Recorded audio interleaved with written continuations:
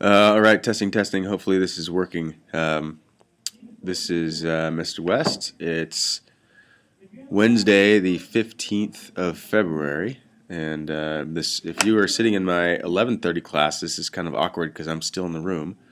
But if you're sitting in my 1:30 class, Mr. Malinchak probably just hit play, and you're listening to this and watching my screen on YouTube, which might be kind of odd for everyone involved, including myself, because I'm just talking to the screen right now. But in my head, I picture you all, so there's that. Today, I'm going to talk to you a little bit. Oh, first of all, the reason I'm not here for you 1:30 folks is my oldest son is in a play at his school in Bend, and I'm trying to make it to those. It's scintillating, and it's Shakespeare, if you can believe that or not. So he's a third grader, and he's doing an adaptation of Shakespeare. I'm conflicted about that. I don't necessarily enjoy the idea that Shakespeare's been modified to a third grade level, but whatever, it's Shakespeare, so I can't completely fault the school system for that. Anyway, I'll be back probably within 20 minutes, probably far after this is over. So today I'm going to talk a little bit about the next couple of steps in the writing process, the last few steps actually. And so I'm just going to go ahead and not include that. I'm going to use a new document, and I'll just kind of type through this information so there's a record. First of all, you've done your brainstorming already. You did a lot of it last semester. The new brainstorming that you did this semester was identifying the theme and then really extracting the textual evidence. That's considered new brainstorming, right? So you've got that done. What's the next step? You need to organize that information. How are you going to do that? You're going to do that by taking notes based on the two literary or three literary elements and devices that you're going to do. Then eventually you're going to want to get something down in an outline. Yes, an outline. Does it have to be a formal outline? No, it doesn't have to be a formal outline. Does it have to be a really specific plan? Absolutely. Don't in your outline include simple like instructions to yourself, like talk about textual evidence. You want to actually give the textual evidence and be very, very specific in that outline, and hopefully I've made that clear before today. What's the next step in the writing process? Well, you have to draft, and you have your rough or your first or initial draft done. Hopefully today. I mean that's a good goal for you to have before the day is done, to have a first draft finished. Again, the idea here is if you have a good outline, then it's going to be easier for you to get your draft done. The goal of drafting is to write in order to finish. You want to finish the draft. You want to start the draft, and you don't want to stop until you're done with the draft. And again, that goes back to the importance of this step here. Once you have a draft, the suggestion is for you to leave it alone. Let it simmer for a day or so. If you've already done it, that's great. Then leave it alone for today and come back to it tomorrow with a fresh set of eyes. Because the next two steps involve revision and editing, and then finally you're going to publish on Friday when you give me your published draft in perfect MLA format to me personally. All right. So revision, what is revision all about? Revision is all about broad strokes, folks. Broad strokes, big picture items. You're doing cutting. You're eliminating information. You're bad or useless sentences or even paragraphs. What else are you doing you're maybe writing new material in your essay. This is what revision is all about, and I'll help you through some of those things to look for today specifically. And then finally, what are you going to do? You're going to be editing. And what is this? This is details. It's all about the details here. Details, details, details. This is sentence level stuff. This is spelling and punctuation and grammar and all that kind of jazz. Okay. These two should be done. These two steps should be done, obviously before you submit it. But I suggest these are done tomorrow, maybe over the course of the day tomorrow, and then by Friday By the close of business by 4 o'clock, we're going to want that done and into me. All right.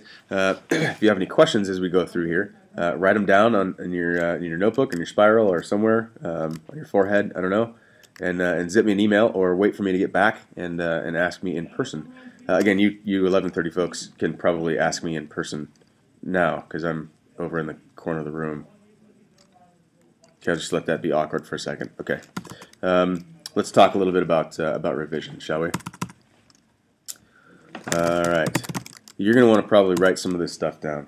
Again, in intro you go or in revision you go through the basics of the essay. You have your introduction, right? Here are some questions to consider in your revision for your introduction. Did you include the title and the author?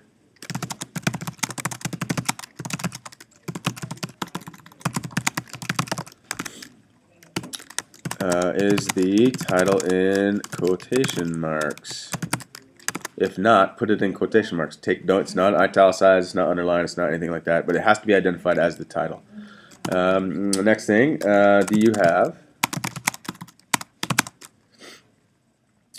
a directly quoted passage? If you do, take it out. You don't want any quoted material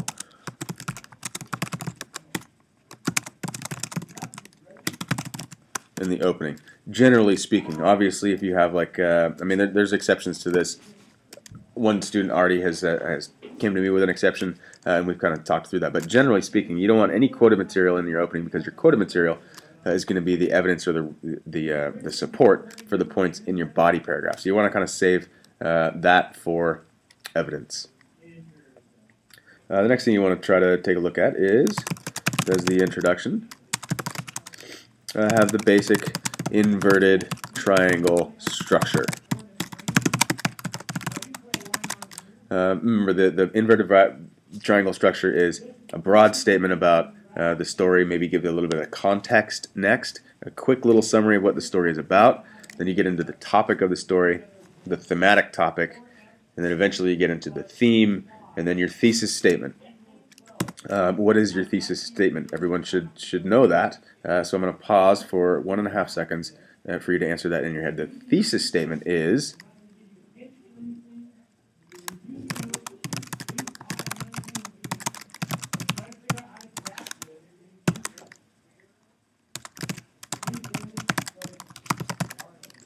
Did you guys all have that in your heads?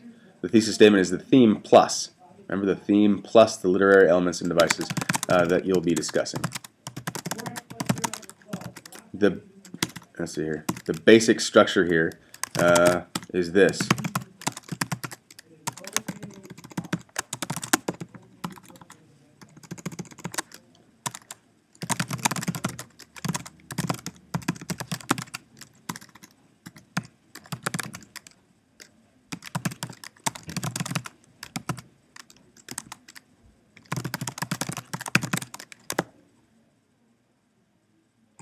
All right, I just gave you guys basically, you know, a template, a closed statement that you can work on for your thesis statement. That's just the general way to do it. It's not a super dialed in or sophisticated thesis statement, but it's completely functional and it'll do. Donkey, that'll do. So your body paragraph it should all kind of follow the same basic structure here, right? So body paragraphs. Do you have a topic sentence that references a lit element or device? You should have a topic sentence. Something in the opening of that body paragraph that lines out what you're going to be talking about in that paragraph and kind of maybe hint at why you're going to do it. But at the very least, you're going to want to identify the lit element and device that you're going to be talking about in that paragraph. And then again, within that body paragraph, you're going to want to introduce the quote, state the quote, and analyze the quote.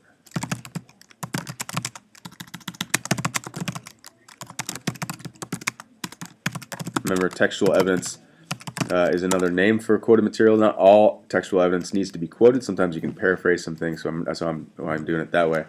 Do you introduce the quoted material or the textual evidence, then provide it, then analyze why you provided it. That's, again, the basic structure. Introduce it, provide it, analyze it. The analysis should also mention why this is important, not only as a literary element or device, but also how it relates to the theme, which is, again, the whole purpose of this essay is to do this, to prove that this is accurate, right? So you're going to talk about literary elements and devices in terms of how they support or elucidate or illustrate the theme of the story. Okay. The next thing is, do you have a transition? Hopefully you do, because you have a whole bunch of them on a piece of paper that you can download an electronic copy of. You can print it out. You can do whatever you want with it. But that has transitional words and phrases in categories, and we've kind of gone over that in class. So then the last little bit here is your conclusion. What do you need to consider in your conclusion? The first thing that I tell students to do is ask themselves this: is it long enough? One sentence is definitely not okay. 2 sentences, probably not long enough.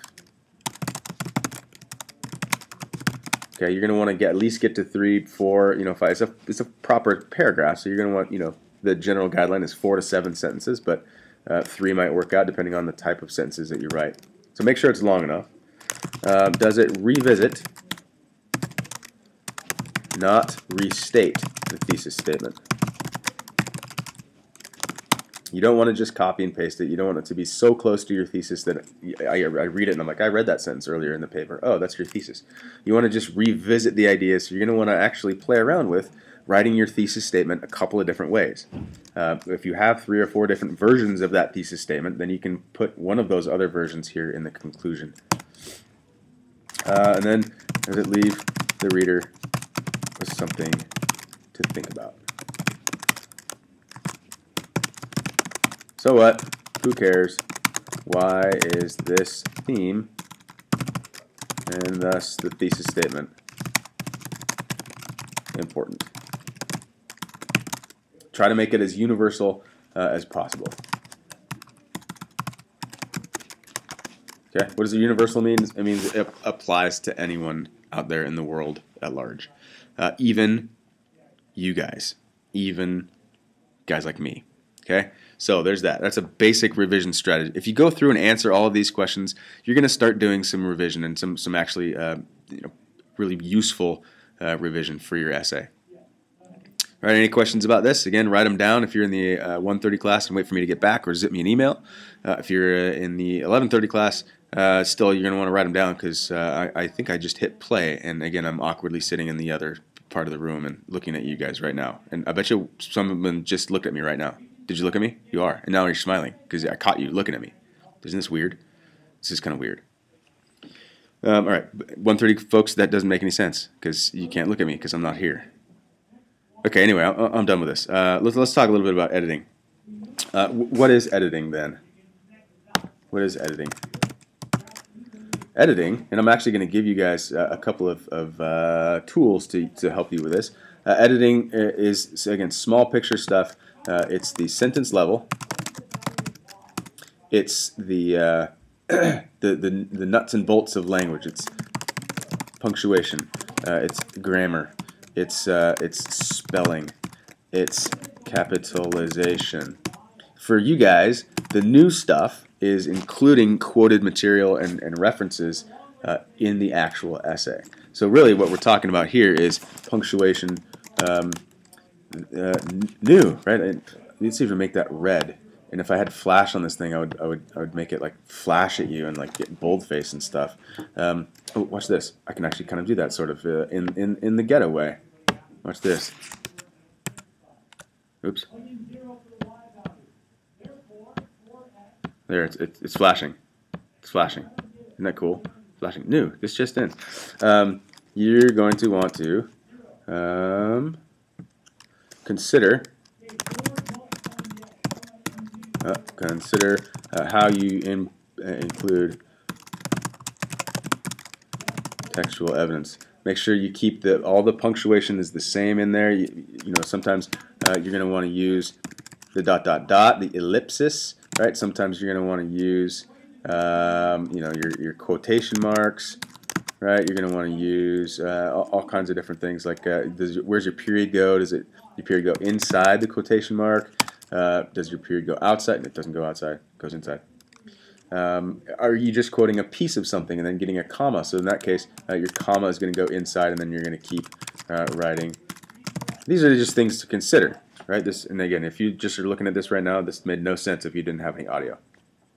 Anyway, grammar is always going to be an issue for some people, as is spelling, but luckily you're typing this, so it's not going to be as big of a problem. I think really the new struggle for you all is going to be this. Okay, obviously sentence level, eliminate all fragment sentences and all run-ons, and try to eliminate all comma splices. I'm pretty sure that a lot of professionals out there don't know what a comma splice is, and they do it all the time, like previous administrators that I had at other schools. But whatever, I didn't get really worked up about it. I didn't correct them because they were my boss and I couldn't. So there's that. Editing. So how do you do this? Like, a lot of students don't even know where to start when they edit. You've heard me say, you know, read the essay backwards. You've heard me say read it out loud. I still suggest you do those two things. Read it out loud for sure with someone else. It's a great way to do it. When there's an actual live breathing audience, it makes things a little bit more important than if you're just staring at something on a screen and saying it in your head for the 1,000th time. So read it to someone. Read it to your teddy bears at home. Read it to your pet snake. Read it to your mom, to your siblings, to your cousin. I don't really care. Read it to your TV screen. Maybe sometimes that's you're closer to your TV screen than you are with your family members. I don't know. But read it to someone so that you have a live audience. And also, when you read it out loud, you're going to catch passages in there that are hard to read out loud. When you find those, put a little asterisk next to those passages and go back and try to edit and revise that particular piece. On the Moodle, if you take a look at the Moodle here, hopefully you can all still see my screen. I have a couple of things in here. We talked about transitional words and phrases and paraphrasing words versus analytical words. Here's your MLA formatted paper that you can download and use as a template. Then we have the 4-column chart and the explanation of the 4-column chart. I'm going to show you this first, the 4-column chart. I'll go through this paper here, the explanation, and then I'll give you an example, and then we're off and running. So 4-column chart. This is what it looks like. It says, complete the chart below. The chart will provide you with a graphic look at sentence structure, which will help in the revision process and also in the editing process. If you're looking at this level of detail in your sentences, you're going to end up doing some editing. It's just kind of a byproduct. So in one column, for each of the sentences in your essay, you have a row here. So this is the first sentence, the second sentence, the third sentence, etc., etc., etc. You're going to want to count the number of words in each sentence. You're going to rewrite the first 3 words of the sentence to look at sentence beginnings. You're going to list all the verbs in the sentence, and then you're going to copy all the punctuation marks used in the sentence. I'll explain why you do all this stuff right about meow. Right, just kidding, right? Yeah, okay. So this is also on there, what to do with a 4-column chart. First, you want to make sure you can identify verbs. If you can't do that, you're going to want to find somebody who can. Again, it says your teacher should be a last resort because this is something you need to do for yourself. So if you're always relying on someone else to do the work or to do the thinking for you, you're going to be kind of lost when you're eventually asked to go out alone.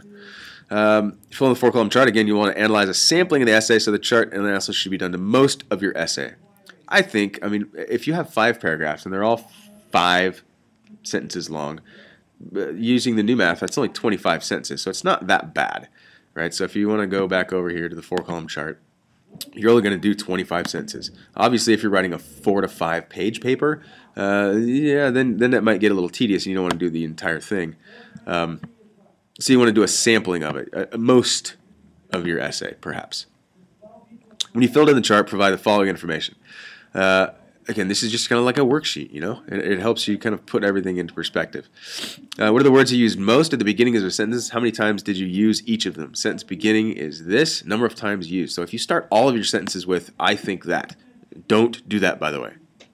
That'll come clear in this 4-column chart because you're going to look at it and you're going to see that whole column is filled with I think that, I think that, I think that, and it's going to become tedious. The next thing, short sentences are 1 to 6 words long. How many short sentences do you have? And then list the number here. How many medium sentences? Here's the number, 7 to 20, about. Long sentences are 21 plus. How many of those do you have? You should have a balance in here. It shouldn't be super lopsided. You want to have a couple of long sentences in there, a couple of mediums, maybe a little bit more medium than short. But again, you don't want to just eliminate all short sentences altogether. That's not an effective piece either. You want to vary it. It's all about varying your sentence structure.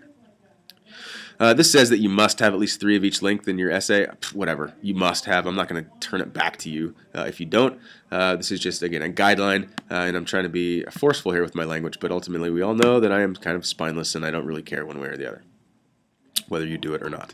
What I care about is your ability to write an effective published essay that follows the guidelines of a literary analysis. You may use a sentence beginning no more than twice. Again, this is not a rule. I'm not going to give it back to you with an R and frown at you if you do this. But, again, a guideline. Try not to use a sentence beginning more than twice. If you're intentionally creating parallel structure, which most of you do not do that intentionally, then that's a different thing altogether. Find the sentences that contain to-be verbs, are, is, were, was, am, etc. Write at least 3 of these sentences to replace this verb. Provide both sentences in the blanks that fall. Again, it's a worksheet. You can do it if you want to. It helps. Trust me, it helps, but it's not a requirement. I'm not asking you to turn this in with any of your work. So it just asks you to find some sentences that have a to-be verb and then try to rewrite it. Sometimes the sentence is going to be fine, and sometimes it's not going to be fine. How many sentences contain a period at the end of punctuation? If all of them do, write all in the blank. How many sentences contain some other end punctuation? An exclamation point. If you find those, don't let it exist further. Take out the exclamation point unless it's part of the quoted passage. Those of you reading Poe, The Telltale Heart, might have a sentence or two that has a punctuation mark in there that's an exclamation point. Fine. No big deal because you're quoting that. Your paragraphs shouldn't have any of these, exclamation points, nor should they have any question marks, really. I mean, you're not asking any questions. That's something I failed to mention to you in the revision process. Your introduction should not have any question marks. How many sentences contain at least 1 comma? That's probably a lot. How many sentences contain a semicolon? And then we get into the advanced punctuation. If none of them do, that's okay, probably at this point. Your intro to lit and comp, we haven't really worked a whole lot with the semicolon. Any other punctuation marks? A dash, a colon. The colon might show up here because of your use of the quoting material in there. It says try rewriting at least 2 sentences to include a punctuation mark other than a comma. Maybe try that colon in there. Maybe try a dash. Who knows?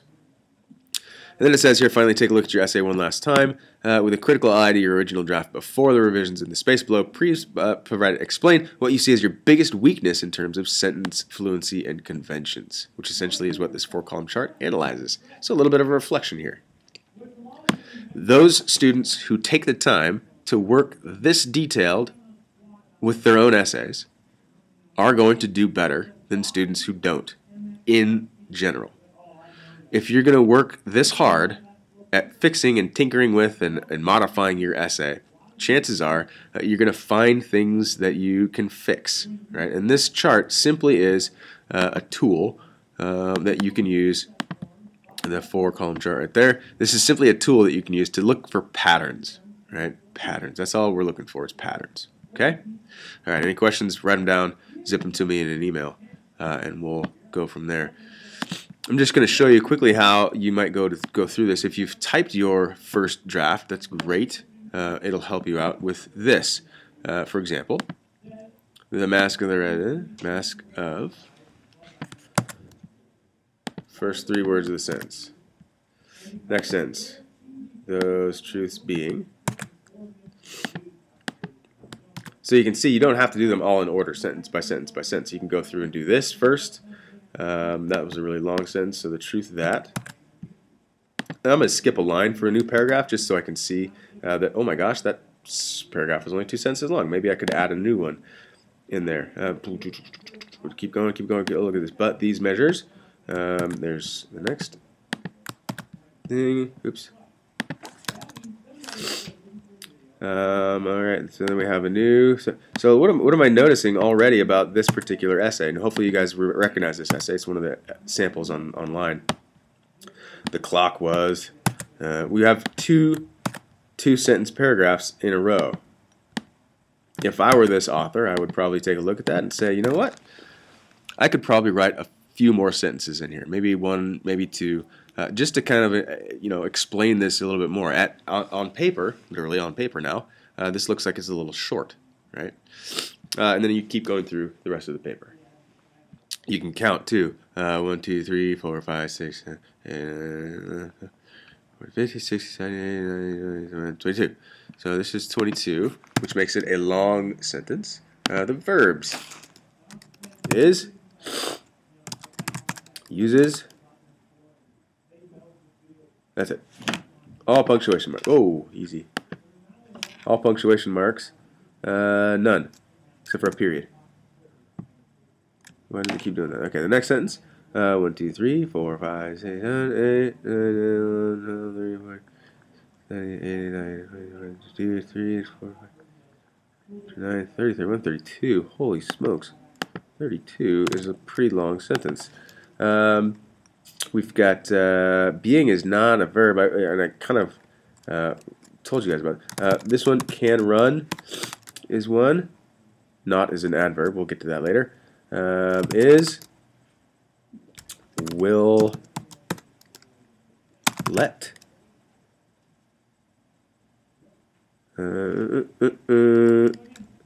Can defeat. Okay. Punctuation marks. We have one of those. We have one of those. Another one of those. Another one of those. And a period. See what I'm doing here? Okay. Next paragraph. And I'm not going to do this all in front of you like this. You can see what I'm doing.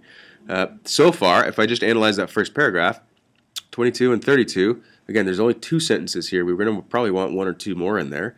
We have is and uses, can run, is, will. A little bit heavy on the to be verbs, but it's not that bad. We have a little bit of a variety in here. First sentence only has a period, but this one has a colon. That's good, generally speaking, and then some commas and a period. The reason I have you guys look at the punctuation, again, is to just see how many commas you guys use and how many times you just use commas and periods, and to know that there are more punctuation devices out there that might help out. At the very least, though, it helps you identify where those commas are. If you see lots of commas, like this one, and you know that you didn't write a list like this guy did, then you might actually look for comma splices, and that's another way to just kind of red flag your own writing and say, well, you know what, I have a problem with comma splices according to Mr. West, so I need to go back through and really make sure that I'm not including comma splice, meaning that the words on the one side of the comma is a complete sentence, and so are the words on the other side.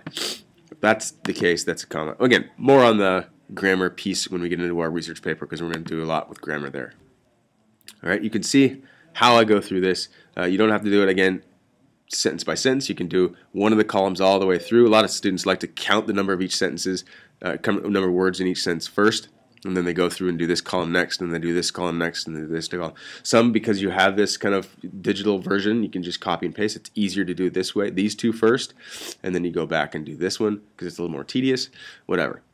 So once you have this done, then you open up this other document, what to do, and then you just apply what you did, the work that you did on a 4-column chart to this one here. Okay, and again, it's all fairly scripted. None of it is an assignment per se. None of it is going to be graded as a career grade or anything like that. It's just a suggestion. It's just a suggestion. All right. All right. So again, any questions? Please feel free to zip me an email, write them down. Try to catch me later on in the day. Like I said, I should be back by 1:45, 2 o'clock, somewhere in there. So I should give you guys at least a half hour there at the end of the day, in the class period to meet with you. All right. All right, you 11:30 folks, we can go ahead and cease the awkwardness that is what's going on right now. And then you 1:30 folks, hopefully I'm walking in the door right about meow. All right, we'll see you guys later. Take it easy.